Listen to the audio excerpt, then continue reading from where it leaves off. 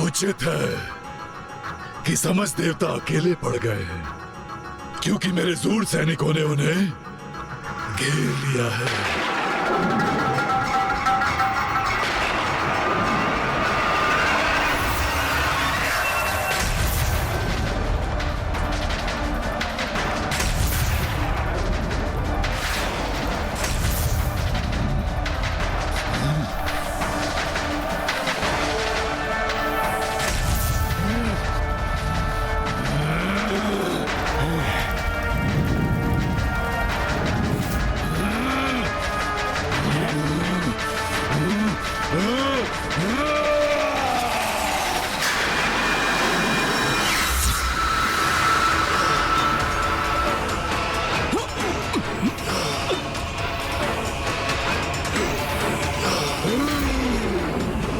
ये हमारे दिव्य अस्त्र जड़ कैसे हो गए? हम इन असुरों पर आक्रमण करने में असमर्थ क्यों रहे हैं?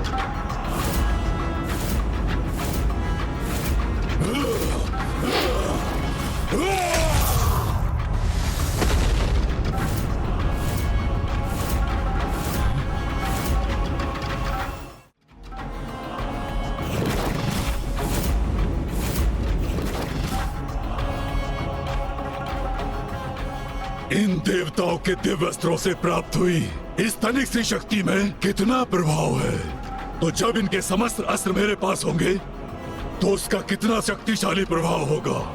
तब तो मैं उनकी समस्त शक्ति से संपन्न होके सर्वशक्तिशाली बन जाऊंगा।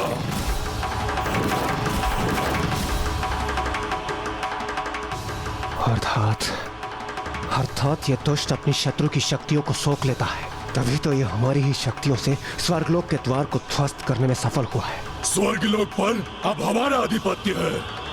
अब शीघ्र इन देवताओं से उनके अस्त्र छीनकर उन्हें हमारे सामने उपस्थित करो।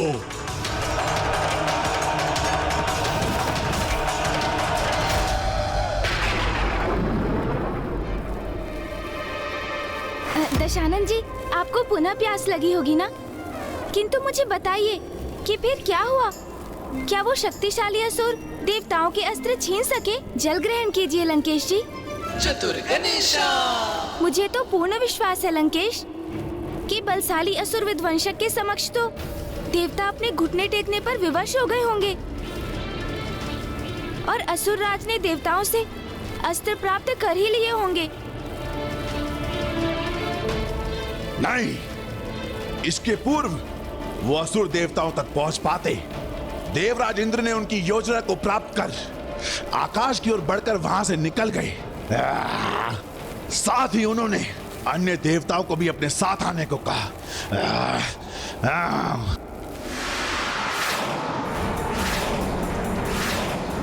पीछा करो इन देवताओं का, जाने मत दो इनको। मुझे अस्त्र चाहिए इनके।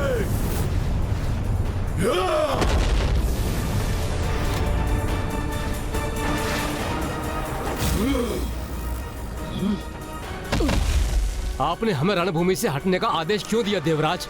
क्या है ये आपकी योजना? अग्निदेव, वो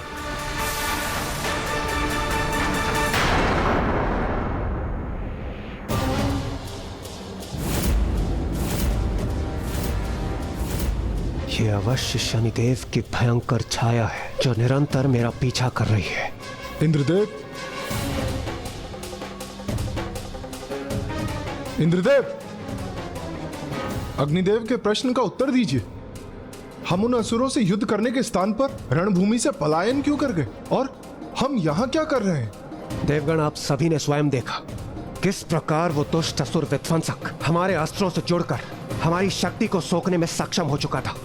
उसे भली भांति ज्ञात हो चुका है कि वो हमारे अस्त्रों को प्राप्त कर और भी शक्तिशाली बन सकता है। इसलिए उसका हमारे अस्त्रों को प्राप्त करना अत्यंत महत्वपूर्ण है।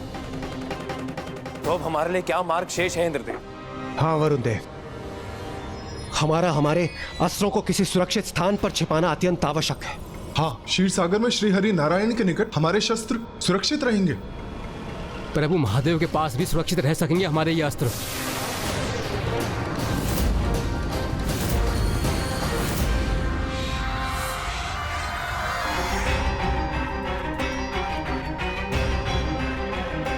ऋषि दधीचि, वो ही हमें हमारे अस्त्रों को छिपाने में हमारी सहायता कर सकते हैं।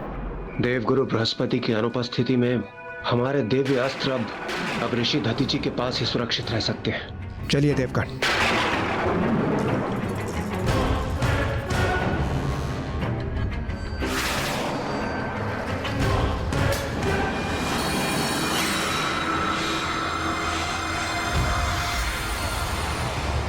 ऋषि दधीचि, अब आपको ज्ञात होगा कि आप अपनी चुनौती पूर्ण करने में सक्षम हैं अथवा नहीं। स्मरण रखिएगा ऋषिवर, अब आपको अपने संयम का परिचय देना होगा। निकट भविष्य में जो कठिन परिस्थितियां आपके सामने आने वाली हैं, उसका सामना करने में कोई त्रुटि नहीं होनी चाहिए।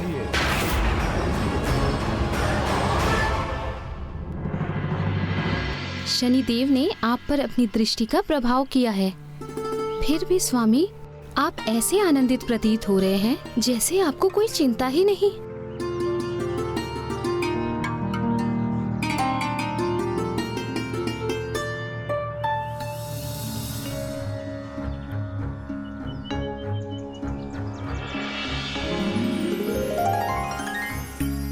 चिंता तो आपको भी नहीं करनी चाहिए देवी, क्योंकि जिस गृह में स्वयं प्रभु महादेव का आगमन होने वाला है, उस गृह की स्वामिनी को चिंता करना शोभा नहीं देता।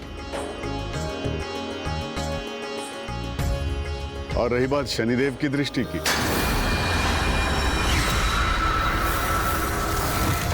तो वो अपना कार्य कर रहे हैं और मैं अपना कर्म करता रहूंगा। मुझे भला किस बात का भय है? अन्य सभी विचारों से मुक्त होकर हमें मात्र और मात्र हमारे भावी पुत्र के विचारों में ही लीन रहना चाहिए, क्योंकि पुत्र रूप में स्वयं महादेव का आगमन जो होने वाला है यहाँ। ये कैसी परिस्थिति बन रही थी लंकेश? पूर्व में ऋषि दधीचि ने शनिदेव को चुनौती दी और अब इंद्रदेव, जिन पर शनिदेव की दृष्टि पड़ने वाली थी, वे ऋषि दधीचि के पास स्वयं ही आ रहे थे। ये किस प्रकार का समीकरण बनने जा रहा था इनके मध्य लंकेश?